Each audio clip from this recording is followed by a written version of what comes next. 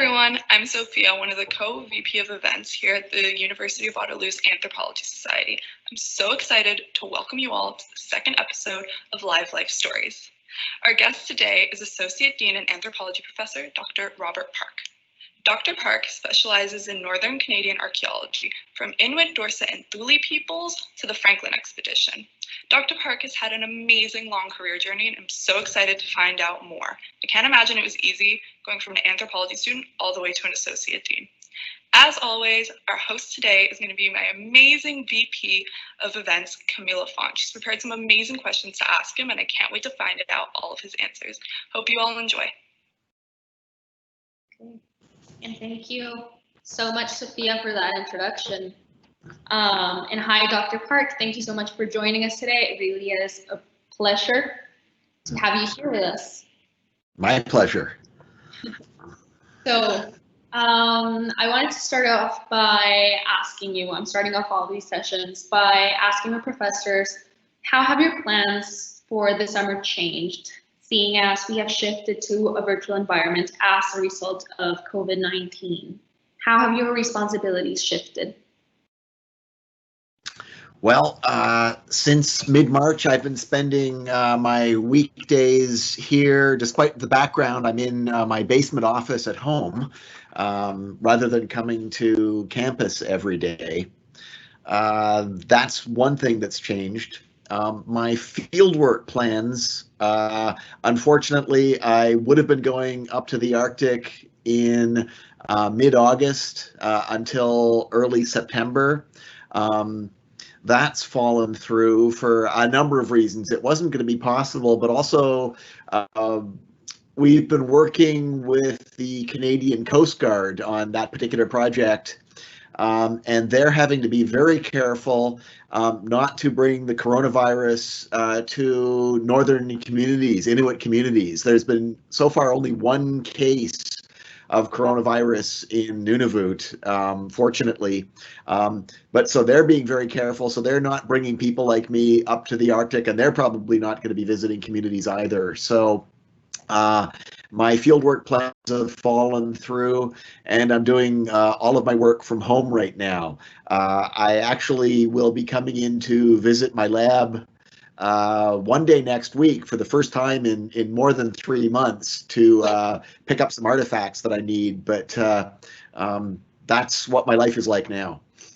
Oh, and yeah, I can imagine that you must feel disappointed that your research plans for this summer fell through, but there's always going to be next year. That's at least what I tried to tell myself. Yeah. I'm not alone. Field workers in our discipline, in anthropology, but in all sorts of disciplines all around the world have had their fieldwork plans canceled for this summer. So I can't feel very sorry for myself. There are lots of us, especially graduate students, who are going to be doing field research. It's even harder on them. Of course. Yes, considering how that would be a moment for them to like jumpstart their career and their research. It does make a lot of sense that it would be like if it's hard for you, it makes a lot more sense that it's like devastating for them.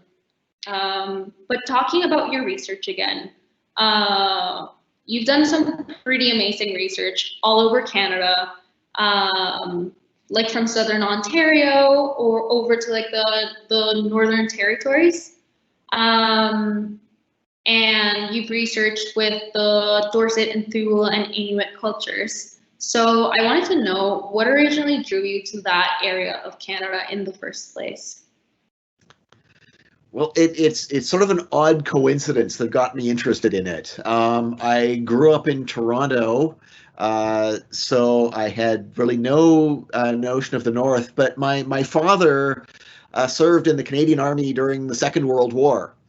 And one of his very best friends was another officer in the Canadian Army who, after the war, headed up north and wrote a whole bunch of books. Your parents' generation will know the name pretty well. It's a guy named Farley Mowat.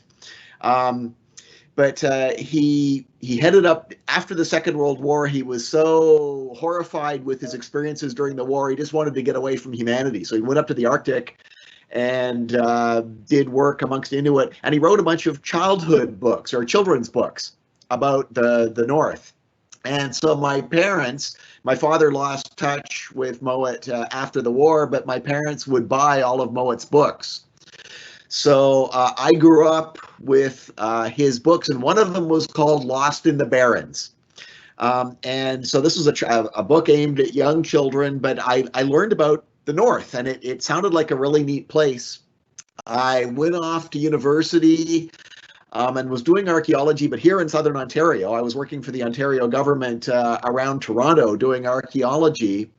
But I was interested in the North, and my third year as an undergraduate, I was trying to fit courses into my timetable. And at the University of Toronto, they had more courses you could take in anthropology than we do at Waterloo. Much bigger department, not surprisingly. And the one course that I could find after I'd almost filled my schedule was one called Arctic Archaeology. And I'd sort of forgotten about Lost in the Barrens and things like that, but I remembered being interested in the North, and I didn't know that there was an Arctic archaeology. So I took this course simply because it fit with my timetable. And it was fascinating, as I discovered. And so I spent several years after that trying to talk an archaeologist into taking me up to the North. It took me several tries to persuade somebody to hire me for a project, and it was in the central Yukon. An archaeologist named Sheila Greer took a risk on me and took me up to the North, and I got hooked. I loved the field work. I loved that. So ever since then, I've worked in the North as much as I could. I've only actually done one full field season here in the South since then. When I first came to Waterloo, I ran a field school down near Brantford, but otherwise I've been able to do pretty much all of my field work in the Arctic.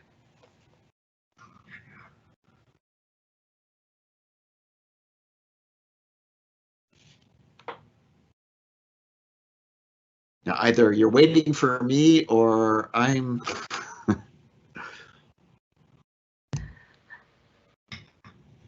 Okay, I'm going to interject here. I don't know if anybody I think we've lost Camila. Can hear me, but Camila is having some technical difficulties. Camila, are you still there? Yes, just got back. Can you hear me? I can hear you. I am unsure as to whether the stream is caught up to the live yet. So we'll work. I can hear you too. So yeah, so let's work towards getting your video back. In the meantime, I can try and pull up the questions list, and I won't do as good a job just in my, riffing, but oh wait, I think I see you. Excellent. She's coming back. Beautiful. All right. Okay. I'm still gonna open those up. Let's make sure that we're back. We're good. We're not. Excellent. All right. I know I jinxed it earlier when I said that we weren't having any technical difficulties. All right. You two enjoy. I will fade back into the background. Let's see. So if I'm right, it's the Franklin expedition you're interested in next. I did miss a couple of. Okay, we're back. We're back. I just got confirmation from our crowd. The charm of live events. You never know when the call is going to fall through, and it goes with the territory. Yeah, so I got up to what drew me to the North, and starting doing my research in the North was where I ended up. Yes. Yeah, so you told me that you booked you registered for the course in U of T, and then you were asking your professors to please take you to the North. And I finally got one to do that, and then I've been going up there pretty much ever since. Most of my research, as you mentioned, has been on the population that has inhabited the Arctic, the Inuit and their predecessors. So the Dorset culture, Thule culture, the pre-Dorset, there are others. People have lived in the Canadian Arctic for about 4,500 years. Most archaeological sites are about 4,500 years. And almost all of my career has focused on them. But recently, I did get involved in this research on a European expedition that got lost in the Arctic, the famous Franklin expedition. Mm-hmm. This was a British naval expedition that set out in 1845, so to try to finish finding the Northwest Passage. And it's really interesting because there were 129 sailors on board this expedition and all of them died. Wow. Now remember, I've studied Inuit and their predecessors who managed to survive 4,500 years in the Arctic and are still living there. This was a project where British sailors entered the Arctic, and in probably around 3 years, all of them were dead. It's an interesting story. It's sort of unusual as well. People my age and a little bit younger will remember sort of the American space program, and we've just gone through the 50th anniversary of the United States landing people on the moon, and then the space shuttle program, and then in 1986, after it sort of got pretty normal, everybody got really used to it. Suddenly, one of the space shuttles, called the Challenger, blew up and killed everybody on board, and everybody was shocked. I mention that because the Franklin expedition was more or less the same thing. Europe had got used to sending expeditions to the Arctic, trying to find a Northwest Passage, and then they hadn't managed to complete the Northwest Passage, but they'd gone up there and they'd survived and they'd come out sort of pretty much everybody alive. And then suddenly this expedition, the best, the most well-equipped expedition that was sent to the Arctic, everybody died. And so everybody wanted to figure out, why did this happen? And it's been, I hate to use the word mystery because that sort of exaggerates what's happened, but it's been sort of an open question. Why particularly did this expedition fail? And so I got involved in that project more recently, and I find it really interesting because, again, most of my interest has been on the Inuit and their predecessors, how they managed to survive so long. And it's a really interesting contrast. Why did these visitors to the Arctic fail so catastrophically? But it's also a human interest story in the sense that it's only 170 years ago or so. We have photographs of some of the people. We have letters they wrote. They're very personal. We know an awful lot about them, and so understanding what happened to them and understanding what an unforgiving kind of environment the Arctic can be under the wrong circumstances is really interesting. So the part of the project I've been involved with is on land. Anybody who's followed the media over the past few years will know that the big media attention was about the discovery of Sir John Franklin's ships. They abandoned the ships. The survivors tried to walk out of the Arctic. They left the ships behind, frozen in the ice, and then later on the ships sank. We weren't, the work I was doing wasn't looking underwater for the ships. It was underwater archaeologists who were doing that. But the work I was doing with my friend and colleague, Dr. Doug Stanton, was looking at the sites on land made by the Franklin crews after they abandoned the ships. But we were also looking for clues about where the ships ended up, and we were examining Inuit archaeological sites for that. And we actually found an artifact that ended up leading, after 5 years, leading the actually no, it wasn't 5 years, it was 8 years, leading the underwater archaeologists right to the first of the ships, the one of Franklin's ships, the Erebus. We found a site on land. The next day they went and looked offshore of that little island and found one of the ships. So that was quite fun. in the sense that we were helping out these underwater archaeologists and showing that the work we were doing was really contributing to the project. Yeah, I think going back just 1 second to when you mentioned the storybook that first got you interested in Arctic archaeology. Yeah. I think it's so amazing how like we really tend to forget that young kids or like teenagers are really so impressionable, and what we show them at such a young age can have such a huge influence in their life. Yeah. Like I look back to like my personal trajectory, and I know that I owe so much to my anthropology teacher in high school, Miss Jane Hutchcroft. Like I wouldn't be where I am right now if it hadn't been for her like encouragement. So, Yeah. in case she sees it, thanks, Miss Hutch. No, I suspect most people would have a story like that, like yours and mine. Of course. But going back to your research in the Franklin expedition, what I find the most fascinating about it is that it's so many archaeologists and academics and professionals from so many different disciplines coming together to work on this huge project. Do you think you could briefly walk me through like the collaborative process of how that all came to be? Just considering all the different players that had a role in and have a role in this expedition, what was the hardest part of working together and of like managing to put the pieces together to work on a site that is in big part underwater? A lot of people came together, as you say, a lot of agencies came together, and I can't take any credit for that. My colleague Doug Stanton, who I've been assisting in this, was involved much more closely. But the project Parks Canada, who manage the national parks around Canada, employ some underwater archaeologists, and so they were the ones who were primarily searching for the shipwrecks.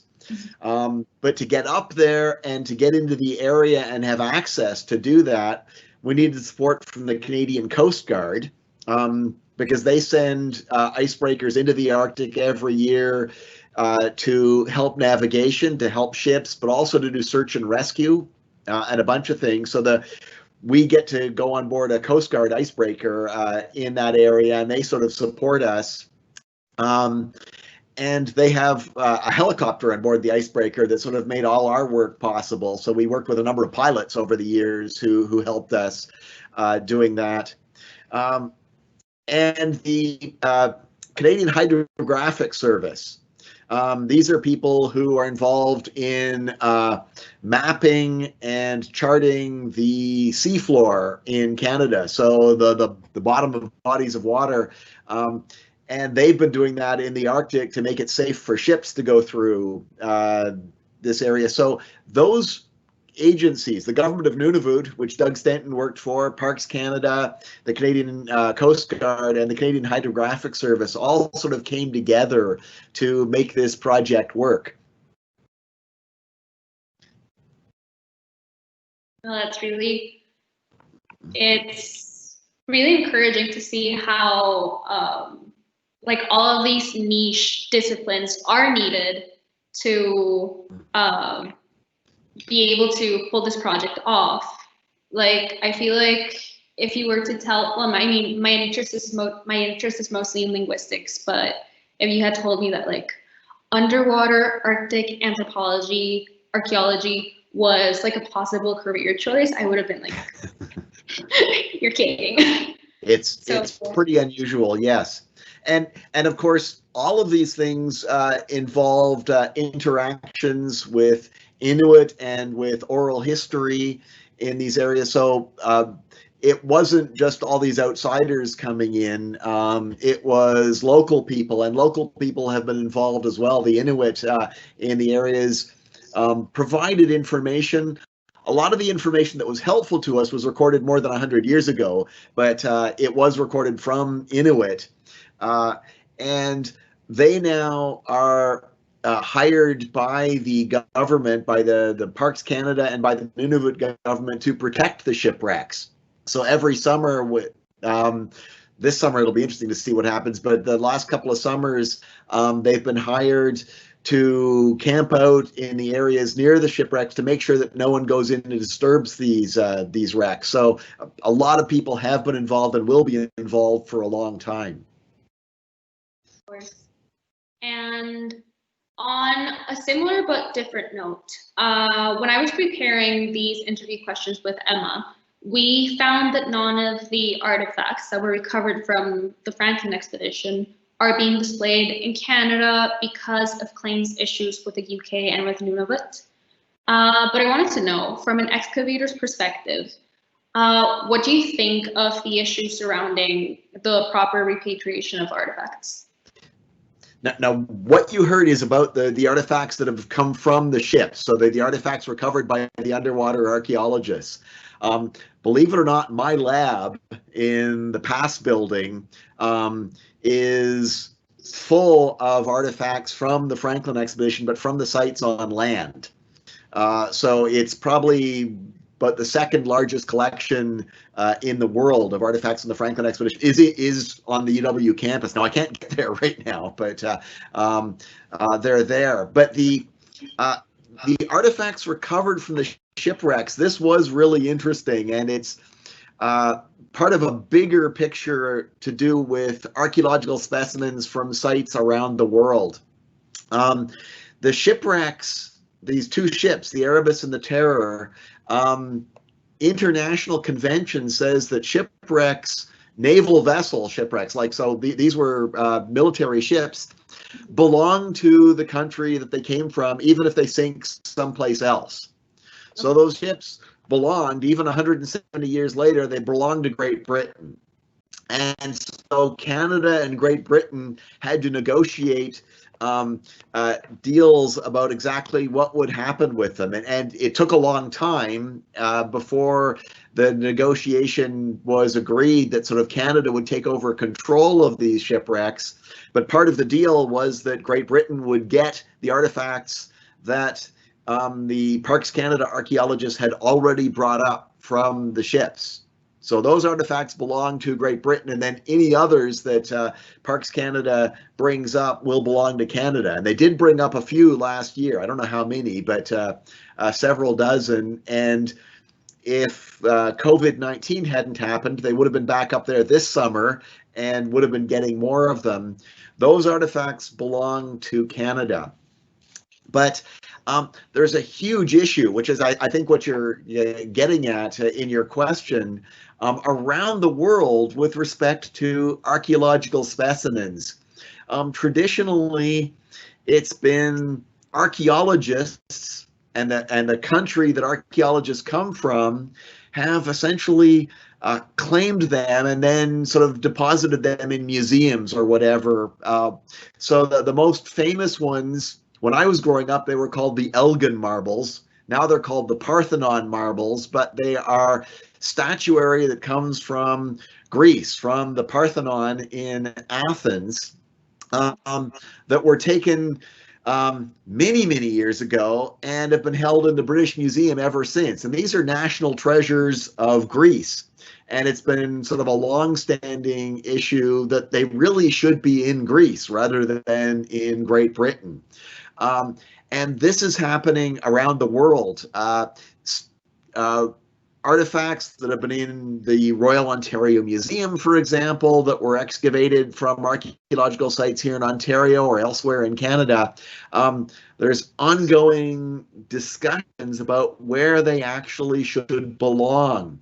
Archaeologists traditionally thought that we knew best about sort of where these things should go and how to look after them when they were excavated. But there's a recognition that, in fact, these artifacts belong to some extent, at least, if not to a great extent, to the descendants of the people who made them. And so that's sort of what's going on around the world. And the Franklin expedition ones are a fairly small example, but that's why a lot of lawyers have been involved. And in all of these kinds of circumstances, because people are trying to make sure that they're setting the right precedents. If the artifacts are going back to a different country where they originally came from, or being headed back to the descendants of people who made them, people want to make sure that the right thing is being done. And this is a contentious thing, but it's going to be going on, and it is the right thing to actually explore these issues. And so that's what's going on right now. But I will end by saying that the artifacts that are in my lab and that Doug Stanton and I have been collecting on sites on land in Nunavut. So these are sites created by the Franklin Expedition, but they belong to Canada. They actually belong to the government of Nunavut, and they're controlled by the Inuit. So they're in my lab right now, but they're on loan to me. And when our analysis is finished, they will go back to Nunavut, and they will form part of the collection, so that they won't end up away from where they came from forever. They belong to the Inuit of Nunavut, and that's where they will end up. Of course. I'll stop there. Yes. The debate that I'm most familiar with, since I'm from Costa Rica, so I'm most familiar with like Mesoamerican groups, right? Mm-hmm. In Costa Rica, we have these spheres called Biquis spheres, which are these perfectly spherical rocks. And they come from a southern peninsula in Costa Rica. And what had been happening is that they started gaining great fame. They started becoming very expensive. People started buying them and holding on to them as private property. And of course, the only people that were benefiting from them were the people that could afford them, and not the groups that were descendant from the people that made these rocks originally, right? Yeah. So I think what ended up happening there is that UNESCO deemed these as World Heritage. Yes. Relics. Yes, I know the term in Spanish. I'm just like iffy on it in English. And they are relocating them now. If you see one at someone's house, you have to call them out on it. So that's and that's happening around the world, that kind of thing. But it's very contentious. So it'll be a long time. I think it'll be generations before all the things end up in the right places. Of course. And do you know what the plans are for these artifacts after they stop being on loan to you? The government of Nunavut doesn't have its own museum yet. It costs a fortune to build one, and so they are actually renting space I think it's in Ottawa. It's either in Ottawa or Hull, but I think it's in Ottawa. But where the government of Nunavut and the people of Nunavut, the Nunavummiut, where their collections are held. And so when I'm done with them, they'll go there initially until Nunavut has its own museum or museums, at which point they'll end up there. Well, it's very encouraging to know that the process now has so much input and control, by part of the people from Nunavut. So that's very good to hear. Yeah. And then often another note, you have degrees from 3 different Canadian institutions. So for people watching that don't know, you completed your undergraduate in U of T, right? And then your master's in McMaster.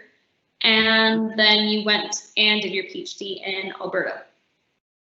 Yes.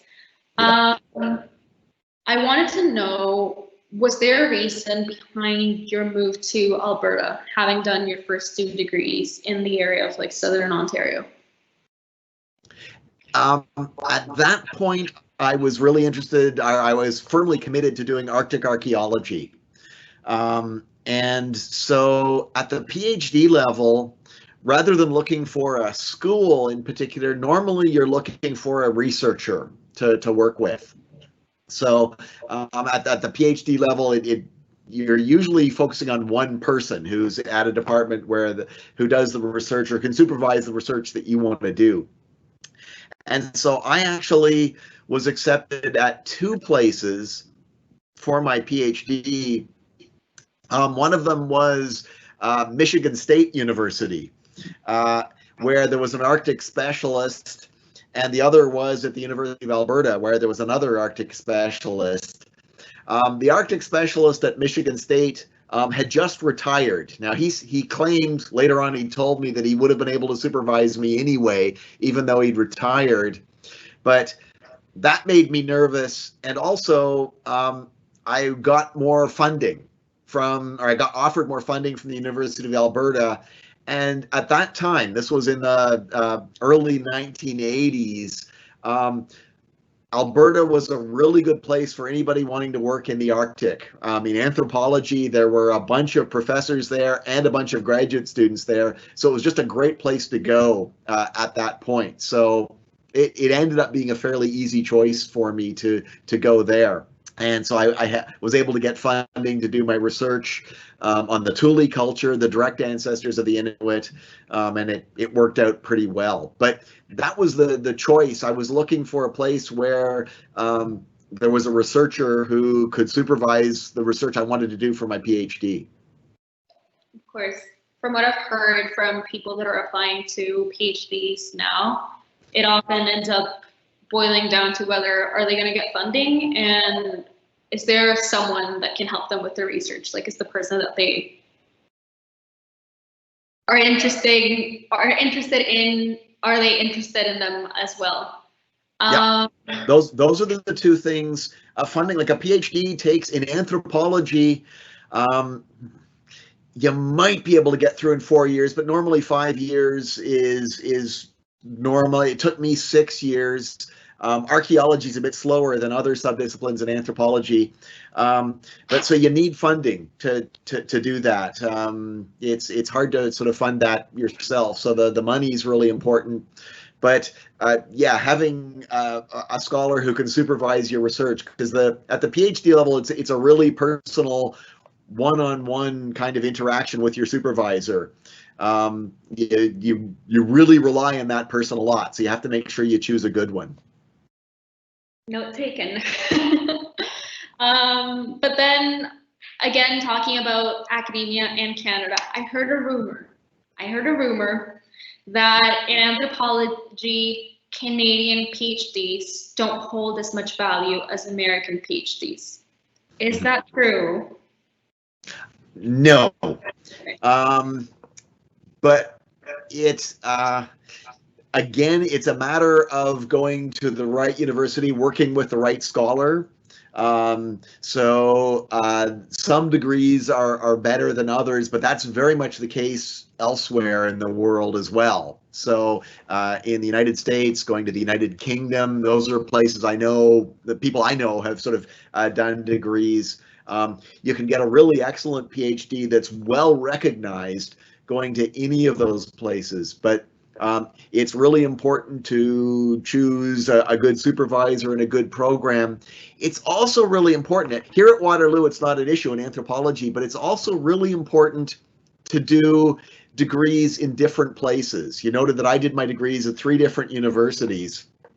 And I know people who actually did their undergraduates, their master's degree, and their PhDs all at the University of Toronto. A big university like that, you can do it.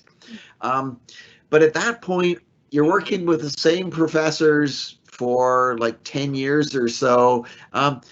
You've learned everything they have to tell you probably by 5 or 6 years in. And also, you're not being exposed to new ideas. You're not being challenged. So it's really important to, no matter where you're ending up, to do degrees at different places. So you'll interact with different scholars and be challenged in different kinds of ways. So that's the way, no matter where you end up doing your PhD, as long as you're doing it in different places, you're probably okay. Yeah, that's excellent advice. And it makes a lot of sense. Like once I rationalize it, I feel that I am a creature of habit. So if you were to offer me the possibility to just stay in Waterloo, I'm like, okay, sweet. Just considering I am an international student, right? And then I've already made like my home base in Waterloo. But absolutely what you're saying is making so much sense, and it's just great advice. Thank you. So in addition to that, would you have any other piece of advice that you would give to someone seeking to complete all of their like academic training in Canada? You need to talk to people, and applying to graduate school is different from an undergraduate program, in the sense that even when we're accepting students into our master's program, it's more of a commitment on the part of the professor. And so you get this application from a student, and they'll have written sort of a page explaining what they want to do, and we'll have your transcripts as well. But it really helps if we've talked to you, got a sense of what you're all about. So I would really encourage anyone who's an undergraduate now and thinking on to go to a master's program, or in a master's program now and thinking of going on to a PhD, start contacting professors at other universities, and say, hey, I'm really interested in your research, and I'm thinking of going on to do the next degree, a master's degree, a PhD. These are my interests, and could I talk to you about that? So that way, most professors, we tend to think we're pretty busy, and so sometimes it's hard, but most professors like that. And if you've had a student who's done that, and then their name then shows up again when they've applied for a grad program, you know a whole lot more about them, and it's much easier to accept them into a graduate program. So strategically, it's a really good idea for you to actually contact these people personally and do that. And it occurs to me that one of the weird things that's going to happen after COVID-19 is so many more of us are going to be really comfortable and familiar using this kind of technology.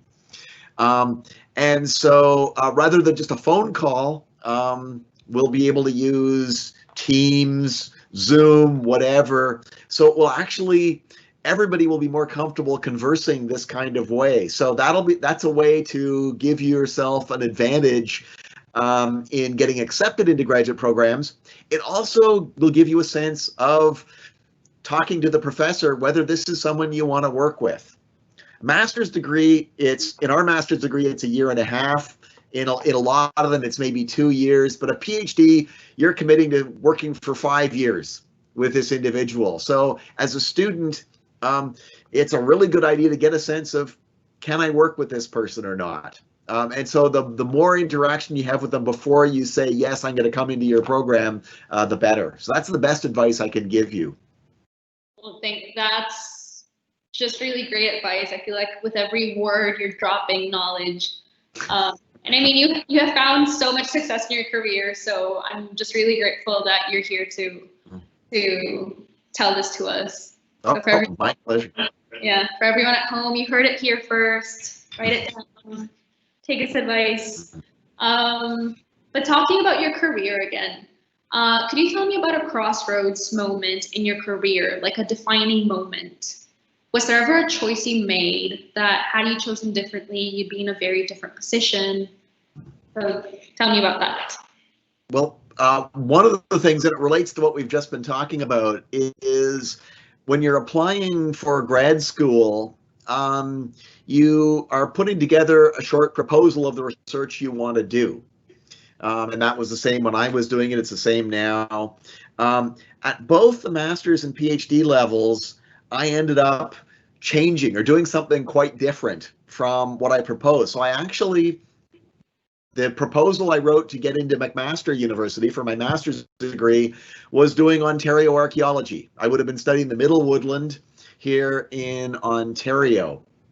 But when I, through a connection, I got to meet my future supervisor before I arrived, and that was just after the summer where I got up to the north for the first time. And so I got a chance to talk to him and said, yes, this is what I'm interested in, but I'm also interested in this. He was just sort of finding out about me. And at that meeting, he also did Arctic archaeology in addition to doing Ontario archaeology, which was what he was accepting me for at that meeting. So it literally happened over in about 2 hours. My research changed from being an Ontario archaeologist to being an Arctic archaeologist. Wow. So it was a bit of coincidence. It worked out really well, and I might have later changed my focus, but that I don't know whether I would have or not. So that was sort of a crossroads. So just talking to people and that particular conversation made a big difference. Yes, well, I feel that one defining characteristic that encompasses my fellow millennials or zillennials, I'm not sure which one I am, but it's being afraid of compromise. Like that's one of the defining traits that I see everywhere. And I feel like one of the deterrents from applying to grad school is that the idea of having to like pitch what you want to research and dedicate like the next couple of your years of your life to is so scary. So like knowing that you can change it, that's a relief. But what I want to know as someone that wants to make nice with everyone, how would a supervisor take it that you want to change your topic after you've already proposed it to them? Supervisors, they look for things that they can supervise. So the way our program works and most universities work is when you apply to be a graduate student, you submit your application, and then the anthropology department holds a meeting, and everyone reads all the applications from all the applicants for the master's program, which is what we have, but if it was a PhD program, it would be the same. And at that meeting, somebody has to say, put up their hand and say, yes, I can supervise this student. What they've proposed, the research they're interested in, and their background is something that I can supervise. Mm-hmm.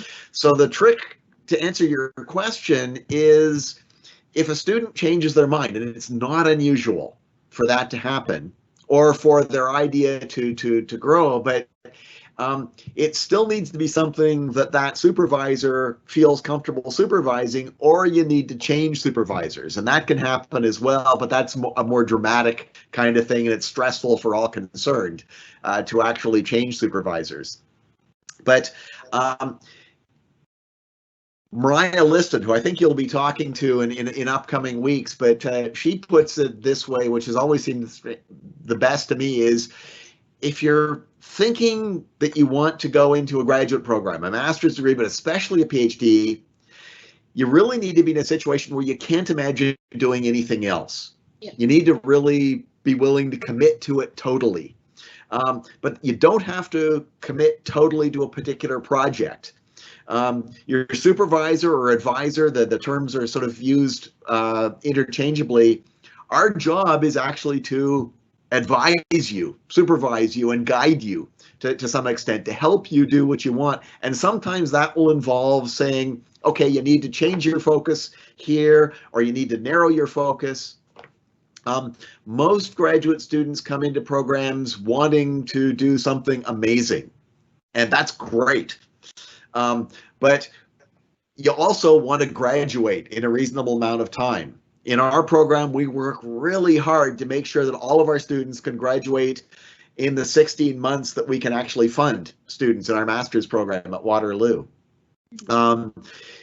If a student wants to take on too much, that means they won't be able to be finished in time, and it's our job to try to make sure that they can. So we will be guiding and encouraging students to sort of, okay, save that for your next degree, just focus on this aspect of what you want to research on, or whatever. So there is a give and take between a supervisor and a graduate student. That's normal, and it's good.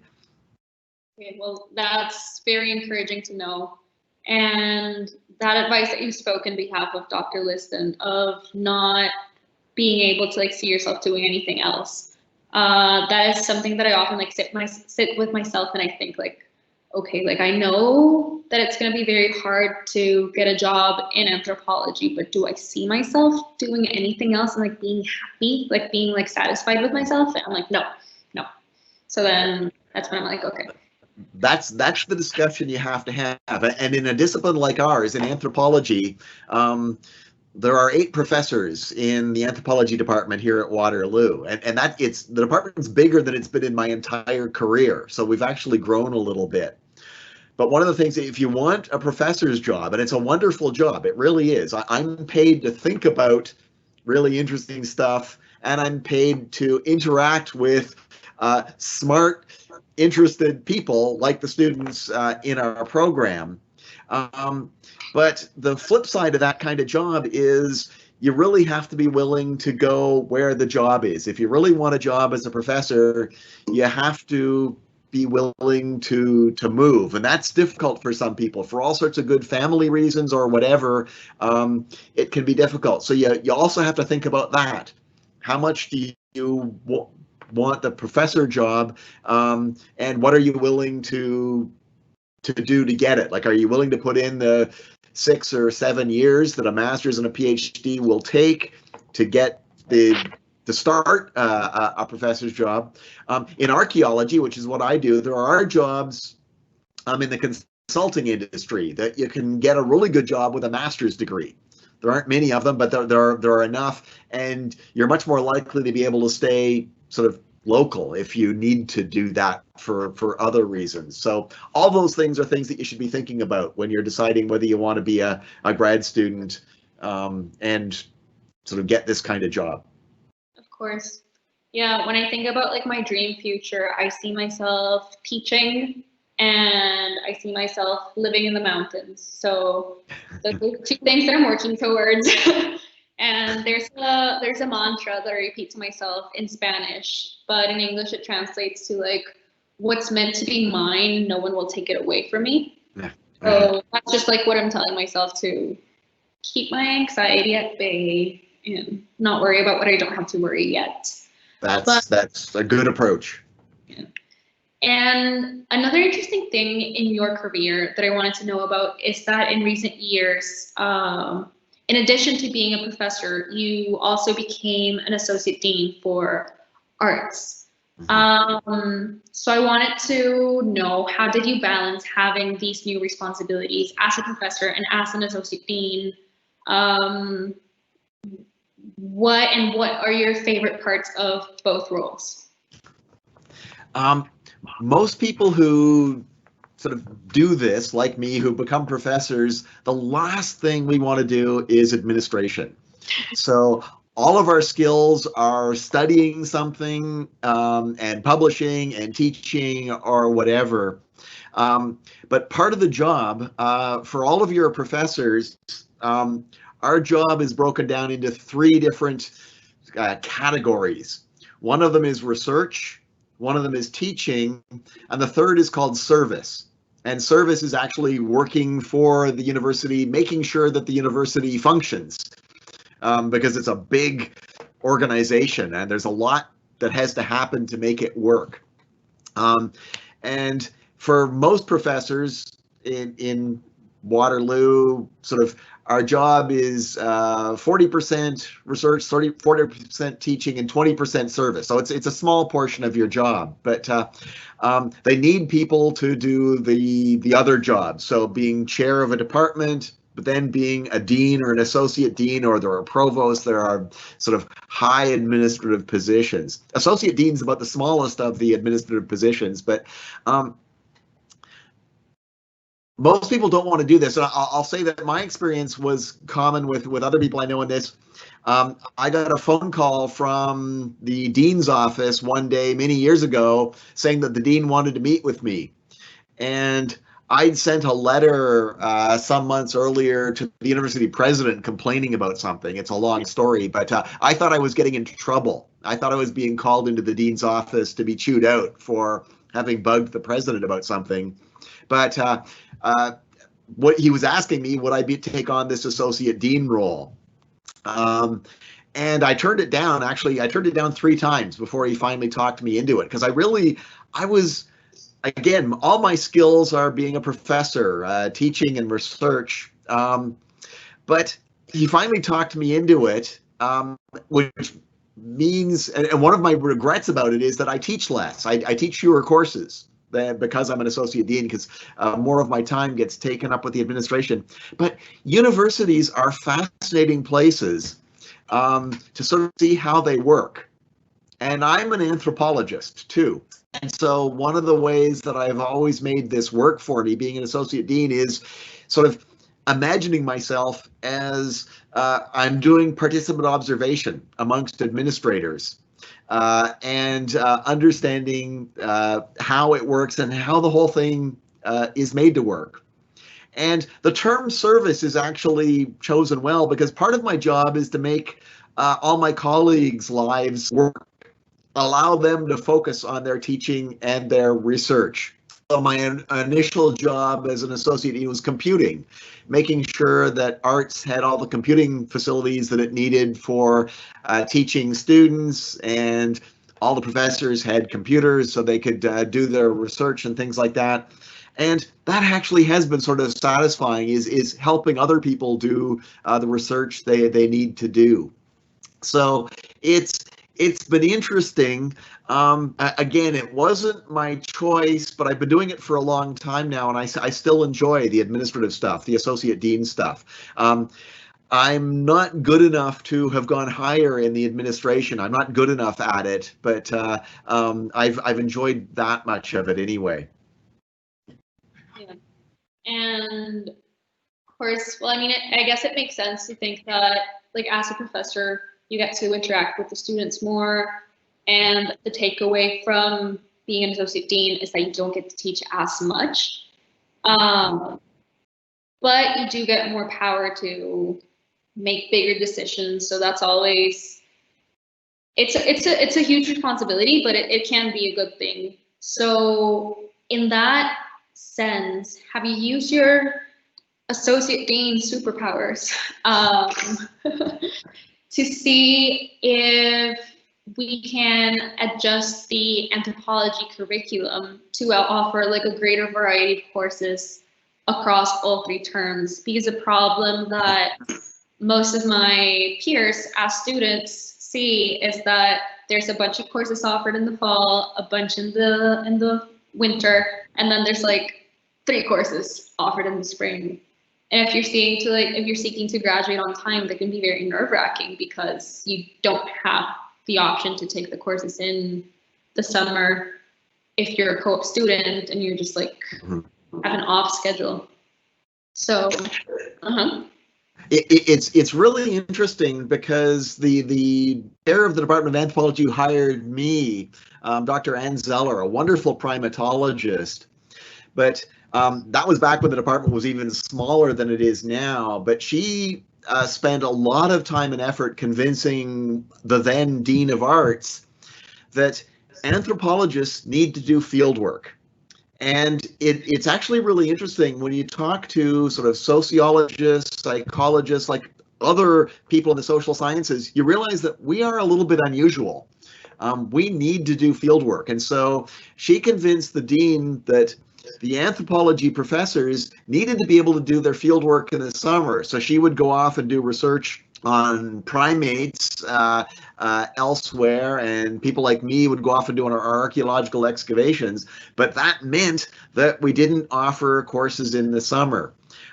Other larger departments, when you're hired as a professor at Waterloo, that's part of the job description, and it's part of the decision, is they need people to teach a full range of courses in the summer. And so if you're hired as a professor in English, they'll ask you, okay, which term do you want off for your research? In anthropology, it's always the summer, or for almost all of us, it's always the summer. But in English, it might be the fall term, and so you'll teach the winter term and spring term, or it might be the winter term, and you'll teach the spring term and the fall term. With co-op becoming more important in the Faculty of Arts, and it will be becoming more important in anthropology, we're having to get around that. And I know it's a problem right now, although we are offering more courses than we ever used to in the spring term. And so we have some advanced courses. Dr. Lowe has been wonderful at and being willing to offer courses at this time of year, and that's sort of something she's volunteered to do. But so in my associate dean role, essentially we've been making sure that departments know this and have talked to departments about how to figure this out. And in anthropology, it's an ongoing discussion within the program as to how we are going to handle that in the future as there are more students. The way we used to do it, and I suspect we'll have to continue to do it to a certain extent, is offering reading courses in the spring term. Because we can't get enough students in some of our anthropology courses, particularly our 300 and 400 level courses, we need to get at least 15 students right now for a course to count against a professor's workload. And at the moment, there aren't that many students who want to take a 300 level or a 400 level anthropology course in the spring term. So that's why we're offering the 200 levels and the 100 levels in the spring term. But so we haven't figured it out yet. And I know that's a bit disconcerting for students because you look at the calendar and you look at, and it doesn't show any courses. What you also need to know is you have to go and talk to your professors and say, okay, I'm in co-op, and like, in order to graduate on time, I need sort of a 300 level course. And talking to the professor, there's no promise. It's up to each individual professor, but they can then sort of, if you really need it, they may be able to arrange for a reading course for you and get several students into a reading course or something like that. But that's the moment how it's going to work. But so the best thing I can say at the moment is talk to your professors about this, about what you need for spring term courses. We will continue to try to offer some courses every spring, but it probably, for a few years anyway, it won't be those courses that students need at the end of their careers, the 300 or 400 level courses. It will be the lower level courses. So if you need those upper level courses, explore whether you can do them as reading courses. Of course. And I feel like taking those reading courses are a very creative solution that also allow us to like further prepare for grad school if we're planning on it, because like obligates us to like step out of our comfort zone of saying like, oh, okay, like these are the courses that are offered for me, so I'm going to take like course B, C, and D. Like you actually have to go in and like put some thought into it. Like, okay, do I want to do another course in like biology or in linguistics or like in social and cultural? What do I want to study? So in that sense, I think it's a very creative solution that could work. And you want to be strategic about it as well, because professors don't have to offer reading courses, but if you can interest them, so if you can come up with a pitch, an idea that you want to do a reading course on something that particular professor knows something about, it's a topic they find or would find interesting, and that you want to do, the worst thing you can do is say, I want to do a reading course, tell me what it should be on. The professor won't be very enthusiastic about that. But if you can say, I really want to know something about the ethnography of a particular area or about a particular theoretical topic or something like that, if you've done a bit of research and sort of come up with an idea that you can interest the professor and say that you found some readings that would be appropriate for that, they'll be much more likely to agree to do the reading course. So do a bit of homework beforehand. Of course.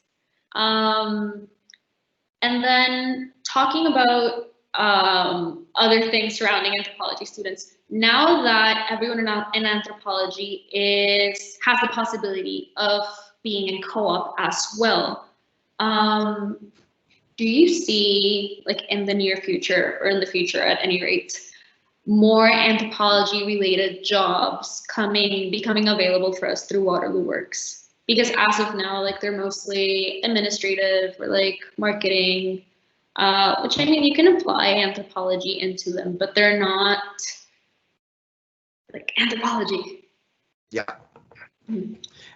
Probably not. although it's possible.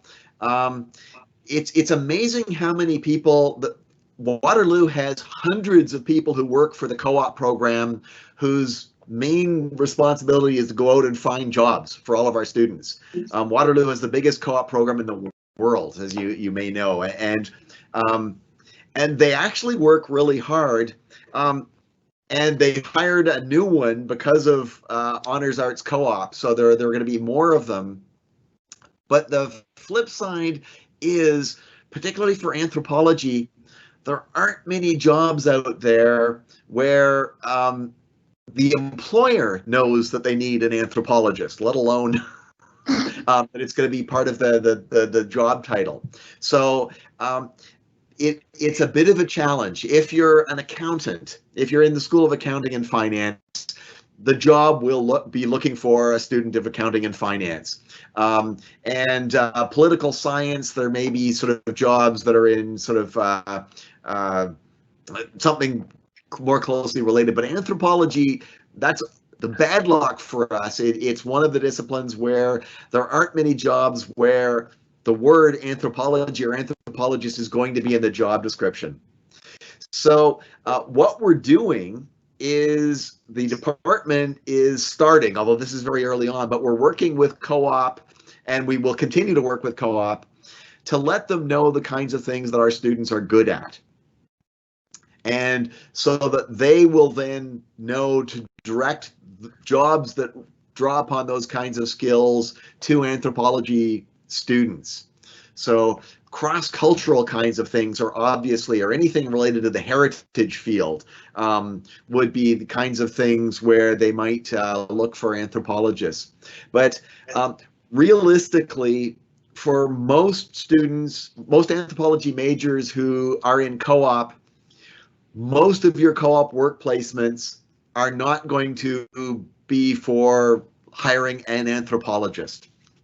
You're going to go in and you are going to apply anthropological skills and show them that actually a student with a background in anthropology is a really good hire.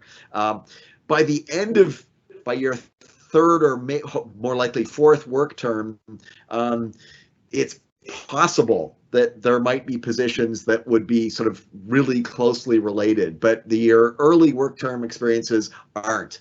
And that's unfortunate, but it's realistic. But it's going to help you down the road, having those different kinds of work experiences, and having the experience of actually showing them what anthropology can do for their workplace. Of course.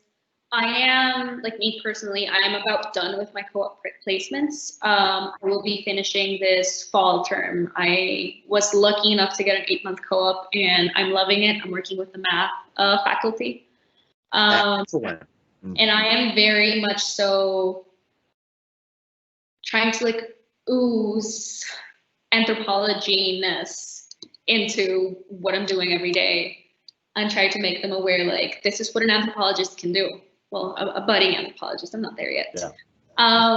But then going back to the fact that there's no jobs, I think it will be one of the responsibilities of the anthropologists of my generations to go out there and let people know, like, this is what you need an anthropologist for. This is how we fit in here. This is how we break the mold here. This is why you need us. And then I think in that way, like, jobs will inevitably come, and we won't have to do a second degree just because our parents are not fully supportive of our decision of studying anthropology. No, you will help your successors by doing that, by convincing employers that anthropologists are people they should hire. Of course. And switching gears away from the job market, that all makes me very stressed. I wanted to know, so when studying living populations that are not our own, how can we become aware of our privilege as a person with the power of conducting research to resist like othering or exoticizing in our portrayal of the population that we're studying? That's a huge question, as I think you know. It's a very complicated one. Part of the problem is, or part of the issue is, let me go back to the othering issue, because that's been a big thing within anthropology. And I come at that from my perspective. I was an undergraduate student in the late 1970s. So it's a long time ago now. But I came to anthropology. I took an anthropology course because I was interested in archaeology, but then I discovered the rest of anthropology. And the reason that I stayed was that anthropology was the one social science or humanities discipline that I found that actually was interested in people who weren't like me. Mm-hmm. I grew up in Toronto, and in a part of Toronto that almost everybody looked just like me, had the same background. It was much less multicultural than it is today. And here I discovered a discipline that was actively opposed to racism, that was committed to demonstrating that race isn't a useful concept whatsoever, and that the society in which I was a part could learn all sorts of really interesting things from people who lived in very different kinds of ways. So that's what kept me in anthropology. But part of the difficulty is that when you're in a job as an anthropologist, or as a graduate student, or as an employee, the people that you study sort of become your route to a better job, or a job. You're a graduate student, you're hoping to get employed. The people you're studying become it used to be, it's less common now, but like your culture. And they were a means to an end for you to get a job. So you were studying them in order to do a good PhD thesis or to publish articles and things like that to get a job. And that really fosters that othering kind of approach. But the discipline of anthropology, compared with all the other disciplines, and it's still the same today, I think, to a lesser extent, but it's still the same.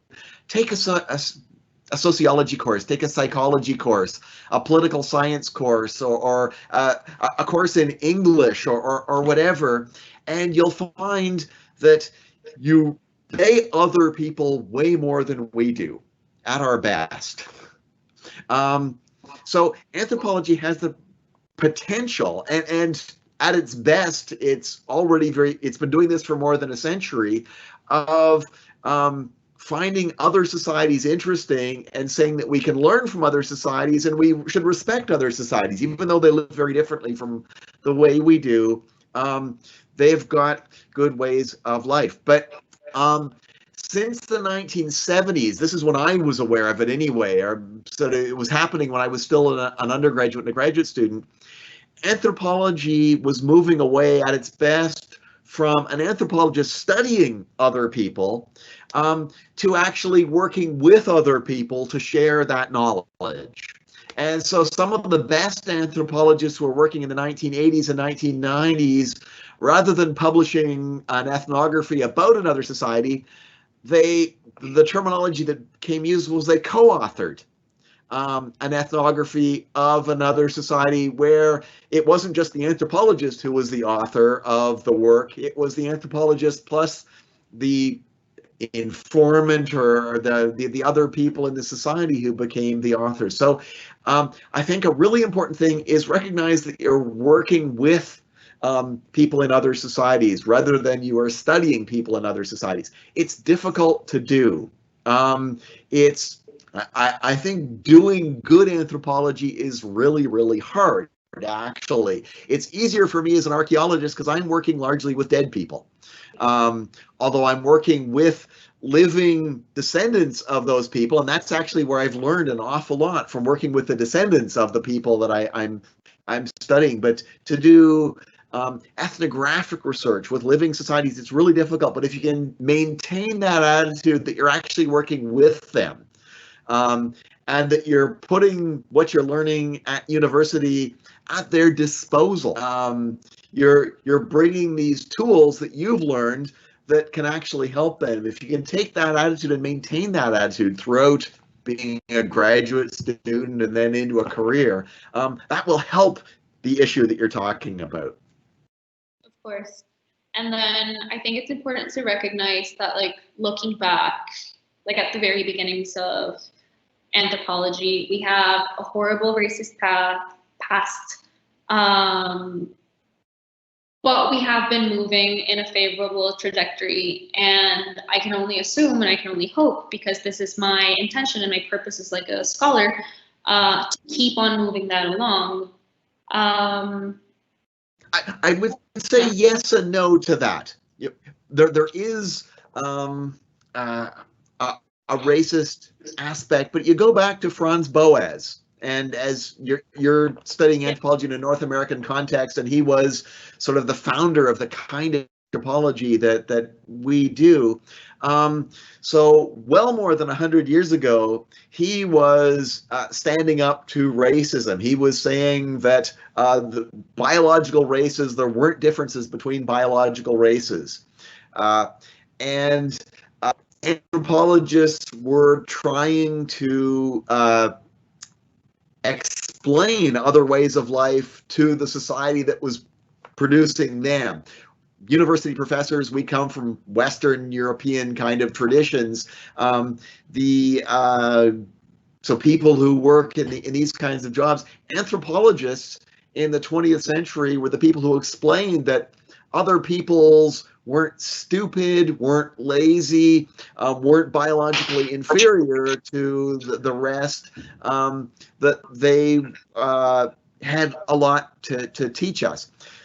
But the stuff you're talking about, the racism and the colonialism that was involved, that was how a bunch of anthropology got done, and there were real differences in anthropology around the world. But the tradition of anthropology that really attracted me was that Boasian tradition. The fact that in the mid-20th century, some of the leading anthropologists were women.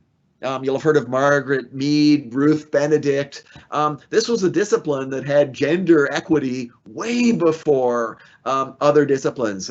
Most of my bosses in archaeology were women as well. Our discipline, there are things that we regret about the history of our discipline and the things that we don't want to repeat, but I worry that we don't actually trumpet the good things that anthropology has been doing for way more than a century enough.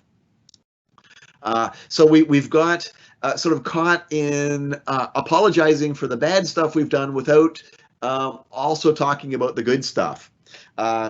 So it's tricky. You definitely want to acknowledge the bad stuff, and you want to make sure it's not repeated, but I really regret the fact that our discipline has got so involved in criticizing ourselves when we were actually amongst the leaders in academia and scholarship around the world in all the disciplines, in sort of criticizing racism, that we've actually got caught up in criticizing the racism amongst ourselves without sort of trumpeting the anti-racism that's been implicit in certainly the North American branch of anthropology for a long time. So I don't want to sound like an apologist for the bad stuff, but I do worry that people aren't reminding the world of the good stuff that anthropology has done. That's really important and is still really necessary. The kinds of things that Franz Boas doing in the 1890s and the first decade of the 20th century about talking about biological race not being significant, that's still really important right now. We see the Black Lives Matter, and you hear things going on right now where clearly there are a lot of people in the society, North American society and elsewhere, who really do believe that biological races are different, exist and have different capabilities. And again, anthropology was the first discipline that was saying more than a century ago, that's not true, and coming up with evidence that it isn't true. So I think we need to get back to that to some extent as a discipline. I'll stop at that point. Sure. But yes, I can absolutely see how in anthropology we have been pioneers. That's how you say it. In aspects of equity, in aspects of racism, in aspects of giving voices to historically silenced populations. Like, we have been there, we have been doing the work, but I feel like it's not our place to like only sit and like toot our own horn. Like, there has to be a balance. Like, we can recognize the good we've done, but also recognize that there's still so much more that has to be done. I completely agree. I just worry that I don't see many people talking about the good that anthropology has done. I don't see that showing up very much. I see mostly apologizing for the bad stuff that we definitely have done and are still doing. But and I feel like, yes, I get what you're saying, and I feel like that can be dangerous, considering like the spirit of cancel culture that has been going around for the past couple of years or so, where like someone does one thing that could be considered controversial, and it doesn't matter if they have shown growth or not, like they're canceled, like that's it. So yes, I feel like as like one of the faces of the new generation, I hope that I'm able to like learn from what was done in the past, both good and both bad, so I can put that knowledge into use. But as someone that has been in the discipline for considerably longer than I have, and you have a lot more experience than I do, what do you think should be our next steps as anthropologists in the field of racism? I honestly think it's disseminating better the findings of more than a century of anthropological research on different societies, showing that racism, well, biological race isn't a factor, and that people who live in different kinds of ways are not deficient or whatever. I worry that people who take an introductory anthropology course, they read sort of a first-year textbook on anthropology that usually talks about those kinds of things. You may remember that, and other people listening may remember. And then we get away from that. And so in all the advanced courses in anthropology, we sort of don't deal with those kinds of things anymore. We get into all the kinds of details. One of the things that anthropology, I came in at the very end of this, but in the middle of the 20th century, anthropologists felt was really important was disseminating this information beyond university students.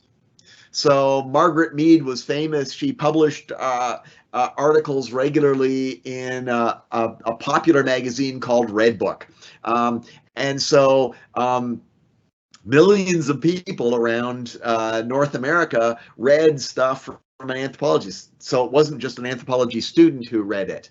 That's actually why when we created our master's program at Waterloo, we defined it around what's called public issues anthropology, because we really wanted to make sure that our anthropology students engaged with the public, with people outside universities.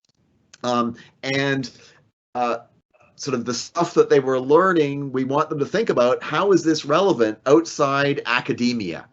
Why would this be important for somebody who isn't taking an anthropology course? That's sort of the basic concept behind, or that I see behind, public issues anthropology.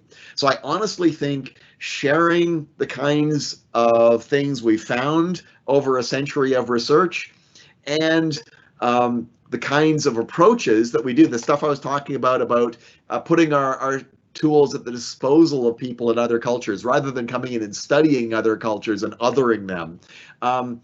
But making sure that gets out of just our little anthropological worlds. We're not just talking to each other. We're not just talking in anthropological journals to other anthropologists. We're talking to people beyond the university. I think that's really important. And we're not doing it really well. We sort of,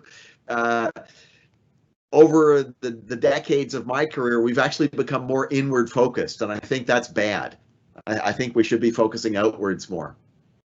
Of course. And then that all circles back to the advice that Dr. Adams gives us as students, like all of your efforts will be worth nothing unless you get your information out there and unless you share your new knowledge with the world.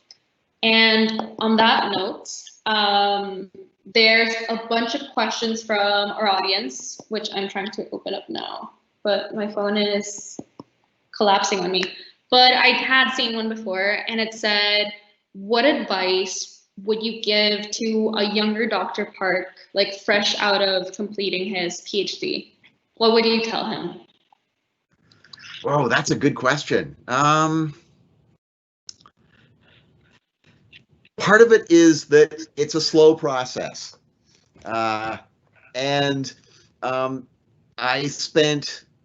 It took me 5 years to get my bachelor's degree. I went part-time for a couple of years. Then I did 2 years for a master's degree and then 6 years for a PhD. And then it took me a number of years to get a permanent job. And it's scary. You're worried about getting employed. You're worried about putting in all that time. I would like to tell my younger self, it's going to work out all right, but you can't count on that.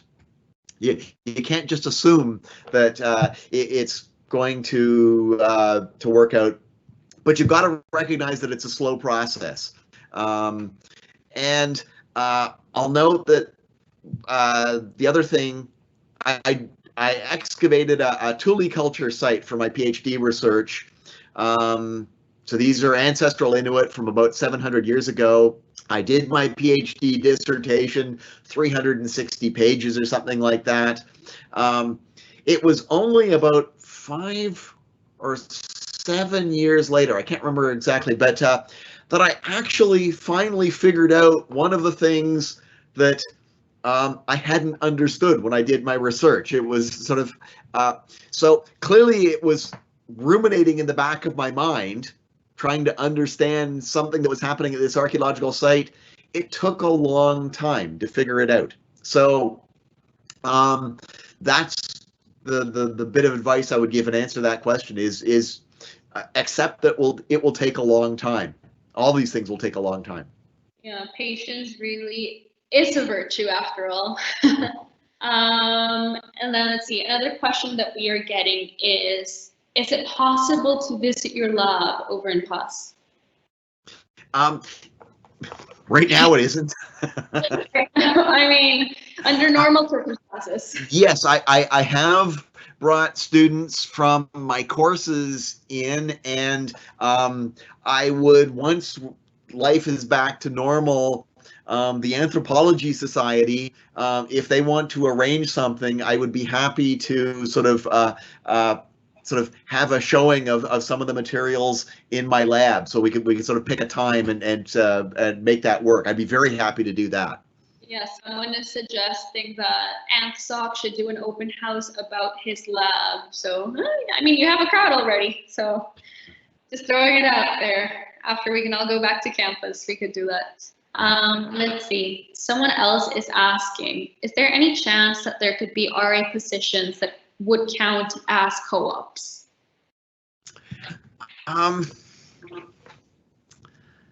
It depends.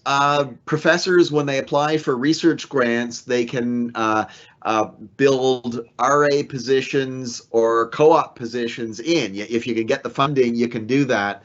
The trick with co-op jobs, and you'll understand this really well, is it's essentially a full-time job for 4 months. And a lot of the kinds of tasks that we do in our research don't fit that kind of timetable.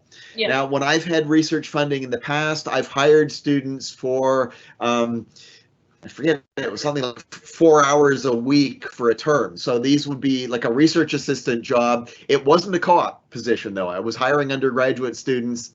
It was a paid job, so they got paid whatever, $15 an hour or something like that for like 4 hours a week for some period of time. And most of us will do that if we have the funding. But that doesn't, it's really hard for my kind of research. I would have real trouble having enough work for someone to do for 4 months for like a full-time job. Everything's just too slow for that. So co-op positions don't work really well for that. Of course, that makes absolutely a lot of sense. But then something that I wanted to know is, would there be any RA opportunities for undergraduate students? Because I feel like they've been often like reserved for grad students. Graduate students, we hire them as teaching assistants, and then that's part of their funding. So at Waterloo, if you get accepted into our master's program, part of the package is being a teaching assistant. You get paid for that. Research assistants, we've used a couple of them for research assistants, but normally the RA positions have gone to undergraduates because the graduate students have jobs already. But it all depends on the professor having research funding and having a particular project going on. So whenever I've had research funding for a particular project, I've hired students, and I know some of my colleagues have done that as well. But if that's going, we will advertise it amongst the students. We usually let sort of the AntSoc know so they can let students know, and then you apply for these positions and we hire people for them. But that's how that tends to work. Yeah, it ends up circling back to what we were talking earlier, like, is there funding? And we have one more question, and it's an easy one. Okay, so what's your favorite course to teach? It's probably the Anthropology 233, which I was actually hired to teach that course. It existed before I got here, but it's called Inuit Cultures. And it's an ethnographic course, so it's not archaeological, but about Inuit societies in the north. So from Siberia, Alaska, Arctic Canada, and Greenland. And it doesn't have a prerequisite, like it's a 200 level course, but it's really interesting material.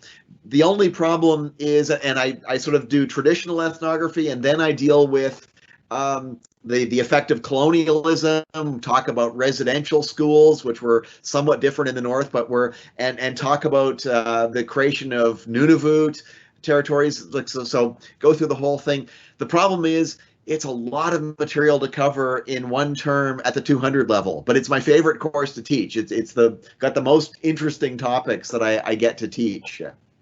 Yeah, well, that's good to know. And okay, so we finally have our last closing section, which is the this or that, where I give you 2 options, 2 concepts, 2 things, and you have to pick out your favorite.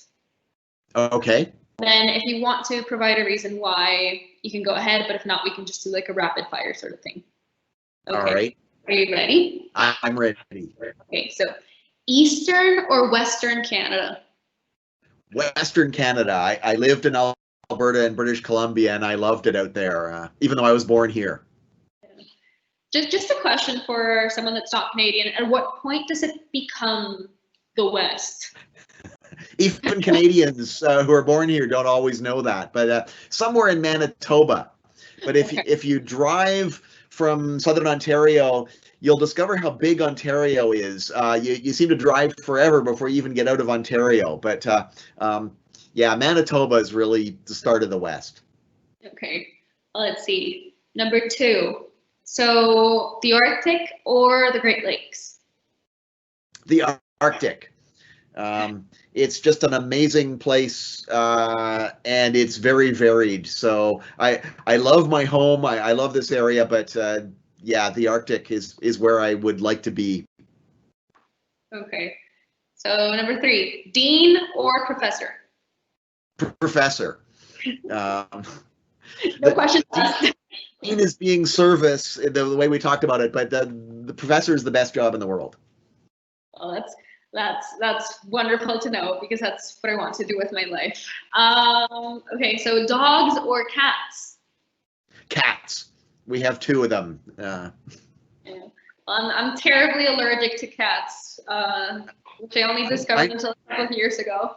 Yeah, I'm somewhat allergic as well, and my plan, or our plan, my wife and I, is to get a dog when we're not when we can be home more, so that it's in the future. But I will always have cats as well. I like them. Okay, so next question: artifact, eco-fact, or feature? Artifact. Okay. Yeah, Dr. Adams, we asked the same one to Dr. Adams, and he chose feature. So it's interesting. Yep. Yeah. Let's see, winter or summer? Winter. I think that goes with being a northern researcher. Even though when I'm up there, it's sort of like autumn weather for here, but I like the snow and ice. Grid squares or Harris matrix? Squares. That's the way I was trained. So. Okay. McMaster or Waterloo? Waterloo. Okay, you better. HMS Erebus or HMS Terror? Erebus, because that was the one that we helped find. Okay. And if you come to my office on campus, when we can get back there, I have a 3D replica of the artifact that led us to the Erebus in my office. So. Yeah. Okay. The GRT or the TTC? TTC, just because I grew up in Toronto and I used the TTC through my whole undergraduate time, and so I have fond memories of it. Okay, and then one last question. So the Anthropology Society or the Anthropology Society? Oh, the Anthropology Society, definitely, yeah. Oh, okay, that's good to know. Did I pass? I'd say you did.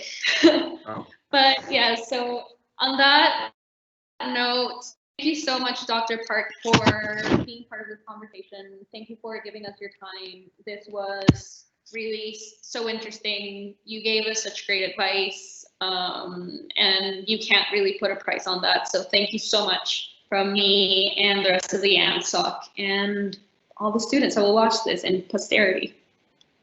You're all very welcome.